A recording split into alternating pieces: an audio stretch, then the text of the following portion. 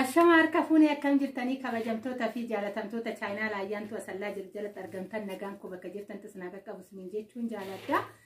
Baga jiraattanii baga eeggamtanii yoo na eegdan. Egaa kaa har'a waan sabiraayiziin ta'anumtuyyuu sabiraayiziin qabatee gara keessan dhufeetoo jira. Eenyuun sabiraayizii taate ayyaantu asallaa kan jedhu viidiyoo kana laayik sheer gochuu hin dagatina. Warroonni chaayinaa laayyaantu asallaatti faarawwata tanu gara sabskiraaybii godhuuf maatii keenya ta'a jechuun gama manafeerraa kooti. Egaa ka guyyaa jalqabaa sabiraayizii ta'e.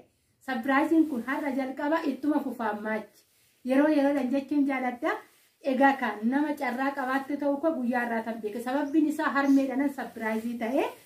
Maal inni sabiraayiziin kun hoggaa jettan ani hedduun gammada. Isin waan jettan hin beeku. Ilmi namaa nama of keessaa garaa keessaa yoo qabaatu onnee keessaa yoo qabaatu. Maal akka gumaacha maalii haati namaa gumaachitu tokko tokkoon isinitti himuun keessan hin beektan. Mana haadhaa gaafa deemtan haati mana keessan hoggaa dhuftu maal akka namaa gootu hin beektan.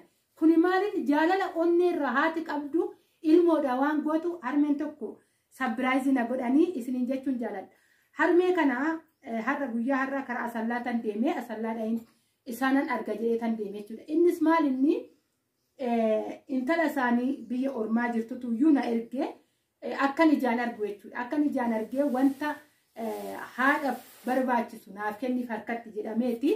Inni sunillee uffataa miti odoo uffata ta'e qabadheen kara keessan dhufa. Kaashii yookaan qarshii kan ta'e harkatti harmee kootii laadhuu fi ofii waan barbaadaniin haaraa qotanii kan jedhuun kara kiyyatti qarshiin ergame jechuudha biyya alaatirraayi. Obboleettiin tokko haadha ofiitii gamanumaan waan dubbadhu jiraate tanan warri haadha qabdan hundi keessanuyyuu jechuudha.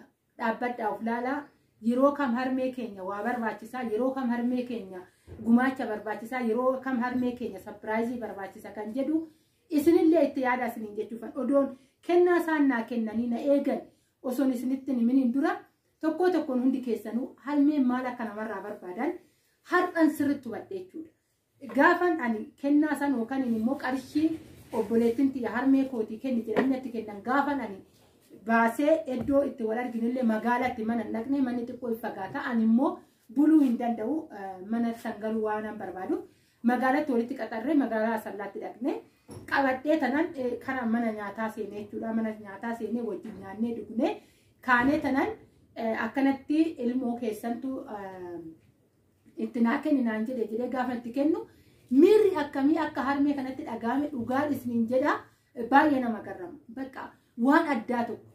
Ani ilmoo koo fayyaa ta'uun barbaada malee karaa cinaatiin karaa dhoksaadhaan ilmoon koo kana naa godhuun ani baay'ee tokko hin boo'an jechuudha. Dhabaniiti miti harmeen kun anaafuyyuu waan isaan naaf fidanii dhufanii ilaaltu jechuudha erguun dhaqina garuu hagam akka wanna xiqqaadhaa yoo haadha keenya goonee haadha keenya yeroo baay'ee nuti dubartoonni uumama dubartootaa keessa maaltu jira jaalala keenya maaliin ibsanna imimmaan hin ibsanna.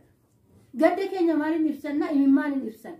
Gammachuu sanuma jechuudha nuti imimmaan tunu dursa harmeen kun hin boo'anii kadhatanii yookaan du'aayii godhanii fi obboleettidha ilmoo isaaniiti jechuudha. Anaafillee naa kadhatanii du'aayii naa godhanii ani immoo nama kadhannaatti amanuudha. Baay'ee nama ani xiqqaanillee guddaanillee haa ta'u nama eebbisu eebbatti nan amana'anii tanan durallee viidiyoo kiyya keessatti dubbachaa kan ture jechuudha.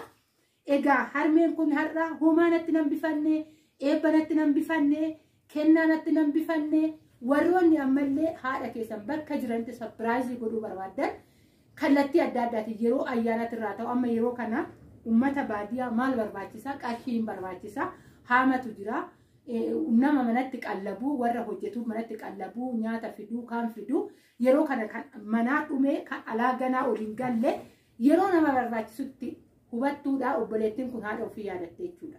Isinillee yeroo kana haala qilleensaa teechuma lafaatiin wal qabate keessattuu karaa naannoo Arsii amma kan alaa hin galle manatti ol hin galle ganaa haamamee ala jira warri qotee hundi keenya ijoollee qotee bulaati. Kanaafuu yeroo maatii keenya yaadachuu qabnu yeroo kanaadha.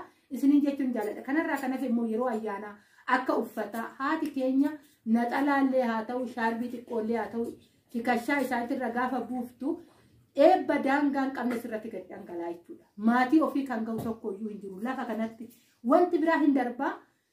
Abbaan manaa akkuma abbaa manaatitti jiraata. Ijoolleen kee akkuma ijoollee keetitti jiraatu. eebbi maatii eebbi akka'oo eebbi akaakayyuu burqaa jireenyatiidha. Waaqa gaditti isiniin jedha. Waaqni illee ana na jaaladha anaaf tolaan jenne warra keessan kabajaa warra keessan jaaladha warra keessaniif tolaa gaarummaa hojjedhaa jedhe malee jechuudha. Kanaafuyyuu amma yaada isinitti hin baay'isu kanumatti dhaabetan sabiraayizii armeen koraaf godhan har'a qabadheen kana keessan dhufe kun maaliin baaqelaadha. Egaa akka argaa jirtanii baaqelaadhaan isiniin jedha baay'een jaaladha. Egaa kaanii nama baadiyyaatti dhalatee baadiyyaatti guddateedha. Asheeta naaf hidhanii fan jechuudha. Kottaa naannoo feestaalii tokko asheeta kana guutuu jechuudha. Ganaan affeelee akaayes nan nyaadha. Waaqayyo gootara isaanii haa guutu. Dheebba daangaa hin qabne isaanii haa kennu. Ilmoo isaaniitti nagaadha wal isaan haa argisiisu jechuun jaaladha. Itti aansuudhaan dhadhaa.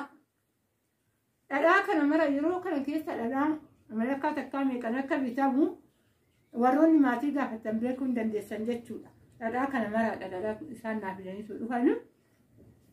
Isin jechuun jaaladha baaqelaa nyaadde kan dhiifama. Itti aansuudhaan aannan ayeetu akka argaa jirtan aannan ayeetuudha. Haayilaandii kana tokko aannan ayeetu naaf hidhanii dhufan magaalatti jechuudha. Kun haayibiidha. Haayibii jookii isa bishaan hin qican kana tokko guutuu anan asitti galabbadhatee jookii tokko guutuu naaf hidhanii dhufanii isiniin jedha. Dhugaan isiniin jedha marri fadhe gaafa isaan kana qabanii wanni zambiilii keessaa guuranii kuni kennaa miti. Kuni waan xiqqoodha. Dhala kootillee ilmoo kooti achii dhaartee dhuftee yoo jedhan baay'ee tokko rifadhe jechuudha. Dhugaa dubbachuu fi buuphaa yookaan killee. Baay'ee kana tokko guutuu jechuudha. Kaameraan akkatti isinitti mul'isu hin beeku.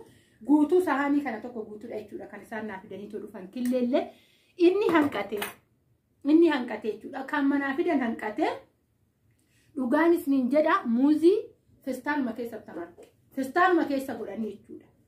Akka argaa jirtan muuziin egaa originaala fireeshidha jechuudha. Muuziin keessattuyyuu asallaatti ataakiltiin asallaatti fireeshidha akkuma jiruuni.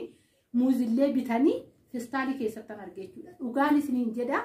Ani waaqayyo nagaana haa godhu mana naqa jechuudha. Armee kana mana naqa rabbi nagaana haa godhuuti. Guyyaa tokko mana naqeetan viidiyoo mana isaaniitti hojjedhee anis akkuma isaan jechuun ani kana isaan naa godhan kanan deebisaa osoo hin ta'in manuma isaanii dhaquun qaba. Maaliif fuula kiyyan beekan haati kun. Haa ta'u biyyummaadhaan gaafa wal qorannu biyyummaadhaan maatii koo adaadaa koo walitti dhiyeenya ni qabu jechuudha biyyatti. Isaayyuu erga wal qoranneetti mee ani bakka kanaa ta'een itti mee garuu ergaan fidee dhufee jennaanuma nama ergaa fidee kara koo dhufe kan mee isinumtuyyuu hubadhaa dhugaan isin nama ergaa fidee kara koo dhufe kan harka duwwaatti naqoyanii kana hunda baatanii egaa karaa nu fagoodha asallaa dhufuudha fi iddoo isaan dhufan jechuudha. Kan akkatti kana feestaalii guutanii dhadhaan akkanatti haayibiin akkanatti aayilaandiin kun qallaalii kanan ulfaatu. Dhugaan isiniin jedha bishaanuu kanatti bitnee baannee dandeenye toondee muraal qoraasuma qabaa gammaa dirasiin itinne. Dhugaan isiniin jedha jechuudha. Aannan isaan fidanii dhufan aduu keessa deemee haga ammaan itinne aannan jechuudha. Aannan qoraasumaa kanumaan beekama.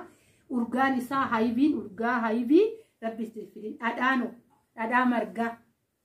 Dhadhaa kanan dibadha. Akkatti nu areera jedha dharuumtuyyuu mataa isaatiin kanaadha baay'een gammadee. Kennaa warqii namaa kennu caalu haati waan namaa kennan nama gammachiisa hedduu tokkoon gammadee isiniin jechuun jaaladha akkuma nasallaadha dhufeenan viidiyoo hojjedhe kanumaa dhufeetu jechuudha. Egaa viidiyoo kanarraa barumsa guddaa argattan jedheen abdii qaba. Dhugaan isiniin jedha gaarummaa ilma namaa hagam haadholiin hagam akka garaa ijoollee ofiitiin hagam akka ijoollee ofii jaalatan as keessatti akka daawwitii hundi keessan of laaluu hin dandeessanii. Isiniin jechuun jaaladha baay'een isin jaaladha baay'een isin kabaja hundi keessanuu miira isinitti dhagaame koomentii odonaan barreessi warri viidiyoo kana ilaaltan hin beekna keessattuu warri harmee jaalattan keessattuu warri harmeen keessan umuriidhaan isinii jirtu warri immoo akka koo harmee hin qabne rabbiin dhala keessanii fi gaa'ila keessanitti isinaa boqachiisu isiniin jechuun jaaladha. Egaa kan maatii yoo dhaban ilmi namaa gaa'ilaa fi ijoollee ofiitti boqonnaa argata jechuudha. Kanaan isiniin jechuu jaaladha. Bye bye. Haga video barumsa qabdu walitti deemnutti isiniin jechuun jaaladha. Bye.